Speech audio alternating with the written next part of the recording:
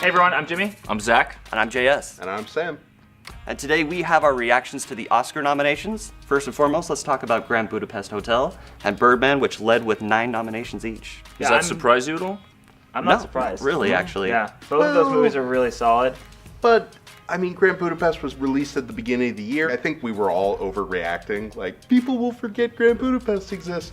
Clearly they didn't. Yeah. That's pretty satisfying. Yeah, but Birdman's my favorite film of the year. I don't think it's going to win Best Picture, but I do think that it really deserves all the accolades that it's gotten up to Absolutely. this point. You know Like, what? we'll repeat Golden Globes. I think Linklater's going to win for Best Director, to be honest. And I don't think Ed Norton will win for Best Supporting Actor. Yeah, I don't think it went for supporting actor either, but I do think that Keaton has a really good chance. See, I think Eddie Redmayne's a lock for Best Actor, actually. I think so too. Yeah. I think it'll definitely win for cinematography. Emmanuel Yeah. Lubezki is second to none in terms of Yeah. cinematography. Let's talk about some of the other pleasant surprises.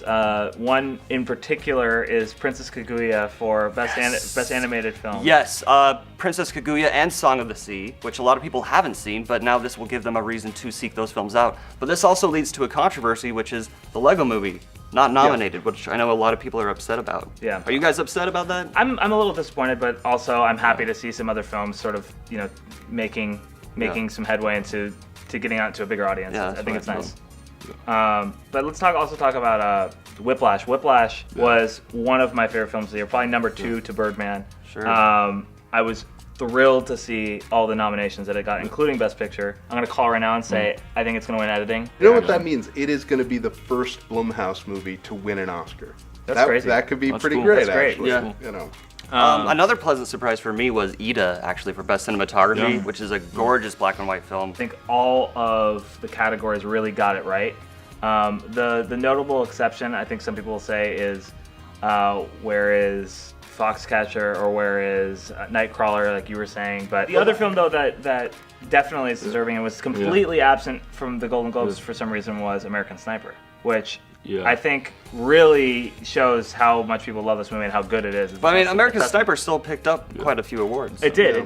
But also, going back to Foxcatcher and Nightcrawler, these are pretty dark movies. Yeah. Gone Girl is another really dark movie, was which just got gonna bring it up. completely Nothing. snubbed across Yeah. the board, almost. So that's very interesting. Not even adapted screenplay, Yeah. not even nothing. I mean, know. that's a little shocking. I have an interesting Best Picture snub, Guardians of the Galaxy. The Oscars expanded the pool to up to 10 pictures. If they were going to include a blockbuster, this was the blockbuster to include. But Guardians of the Galaxy did get a couple of nominations. No, Yeah. visual No, you effects, look at the absolutely. technical, The technical- nominations every year, and it's like, oh, It's just hard there for are me to the think of a movies more that made likable- money, you Yeah. know? It's true. The film stands on its own, and people will remember Guardians of the Galaxy for years. Now, Yeah. the one thing I am really hoping to see is Hans Zimmer win for his score of Oh my Interstellar. gosh. Yeah. It's I fantastic. thought I kind of was scratching my head a little bit when The Theory of Everything won. During, which is also those- nominated here. Yeah, and Desplats has 2 scores. I mean, he's probably my favorite working composer today, but Yeah. I still think that Hans Zimmer score That takes Hans the Zimmer cake. score is haunting. It's just fantastic. Also, another snub that I know Zach and I are pretty passionate about is Jake Gyllenhaal for Nightcrawler. Yes. I think that this was like one of the performances of the year. One snub more that I got to throw in. Absolutely. Life Itself, the Yeah. Roger Ebert documentary Mm. from Steve James, directed some of the best documentaries of the last 25 years, and they've never been nominated. The So that's Interrupters, okay. Hoop Dreams, Yeah. it's really ridiculous. So I'm sure he saw it coming. Also really surprising that it wasn't on there is The Overnighters, which a lot of people have been talking about. It's a fantastic documentary. Now, really quickly, can we just touch on back in April we did a video Oh, dear. with JS called a premature Oscar Oh. predictions. Now, the Oscars were earlier this month, but we feel we've heard enough of the early buzz to go ahead and take a stab at predicting what's going to win next year. Now, this was before any of these movies had come out or he had seen any of them. To be fair, yeah. So Most of the JS, trailers hadn't even come out. Most of the trailers hadn't come out. JS, how'd you fare? Not terribly well, Again, I feel this is going to go to Unbroken for Angelina Jolie. but then we saw the film. Really quick, just want to touch on the foreign language film nominees. Force Majeure, it's not here at all.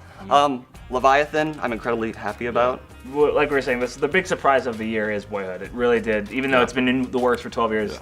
You know, you were saying they really kept it under wraps. It sort of came out of nowhere. Yeah. You know, and I think just completely blew people away. Same thing with Birdman. Like, people knew he was making this movie called Birdman, but from a plot description, you hear about a washed-up superhero character on doing a Broadway play. Yeah.